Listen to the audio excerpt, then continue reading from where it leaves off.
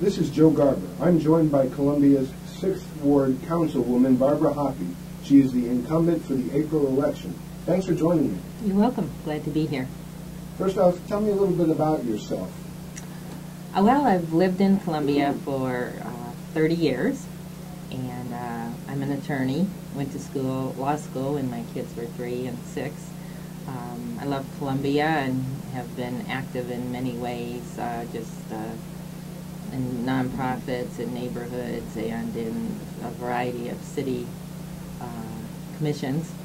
I led the effort to preserve Stevens Lake Park and for the city to acquire it, and the parks ballot issue. I've been active in trying to preserve the environment in the midst of growth in our economy in past years. Very well. And why are you running again? Well, I've done a lot of things in the last 3 years, accomplished a lot of things, and there's much more to do. I've learned a lot. I've attended 2 National League of City conferences, one this year, one last year. Attended a national New Partners in Smart Growth conference just recently in the last year. I have been involved in, from the inception in the visioning process, and like to continue to see that through, to make sure that the public participation process and the openness and transparency that we've worked on continues, so Columbia continues to be the wonderful, quality, enriched, and successful community that we have accomplished in the past. Can you talk a little bit about those conferences you went to? Well, the National League of Cities puts on a conference once a year, and there's just a whole variety of, well, there's a keynote speaker and then a whole variety of workshops, and then you get to interact with city officials and mayors from all over the United States. There's a University Cities group, and so you can sit down and talk with people and listen to the workshops and participate and really learn how other communities are addressing problems, so we don't have to reinvent the wheel, and we can make suggestions that are applicable to Columbia. So I've learned a great deal in both of those.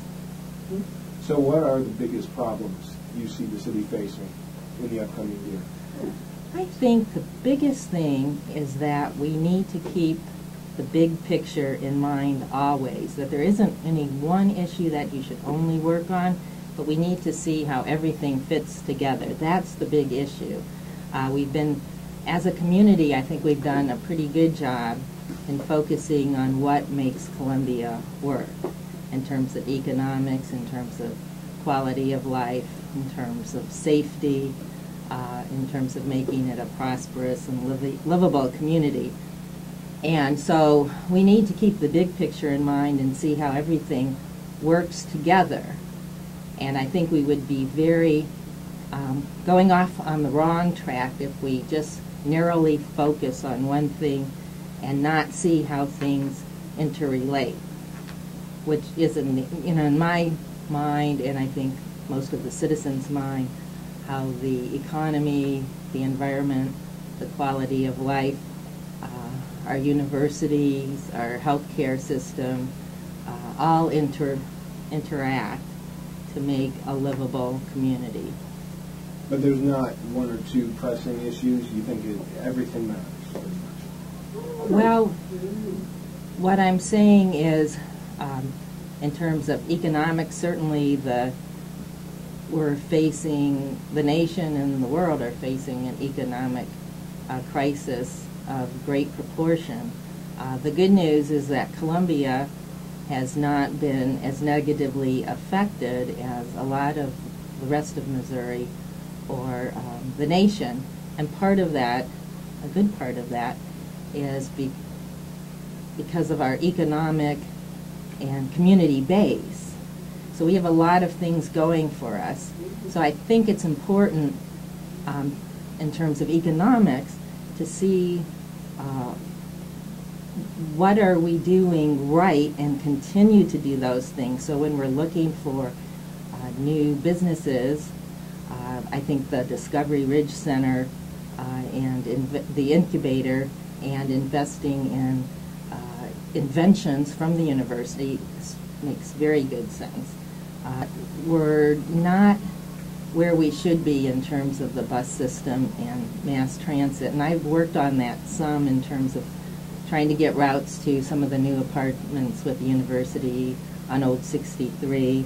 But we're attracting, or we're trying to attract, well, we have been attracting senior citizens, and we have a big university population, and I think we needed to do a better job of improving our bus system. So one thing I'd like to do is create a citizens committee to look at that issue and make suggestions and see where we are, what other communities have done, and how we can improve that. I think that's good for the economy. I think it's good for the environment. And I think it makes Columbia more a livable community and will attract people and businesses to Columbia. So that's one big thing on my agenda. But we're working on lots of things. Part of being on the city council is you'll find out there's so many things that have to be done. And so you'd not be doing your job if you were just focusing on one thing. Is that Discovery Ridge, are they going to need transit over there too at some point? Actually, yes, we're hoping, in fact, to get a bus system out there. The Catholic high school is going to be built on Gans Road, which is south of Columbia, and the plans are to get a bus system, city bus down there, and then we have our regional park, the Gans recreational area right by Rockridge State Park. That's just we've acquired it and we are in the formative stages.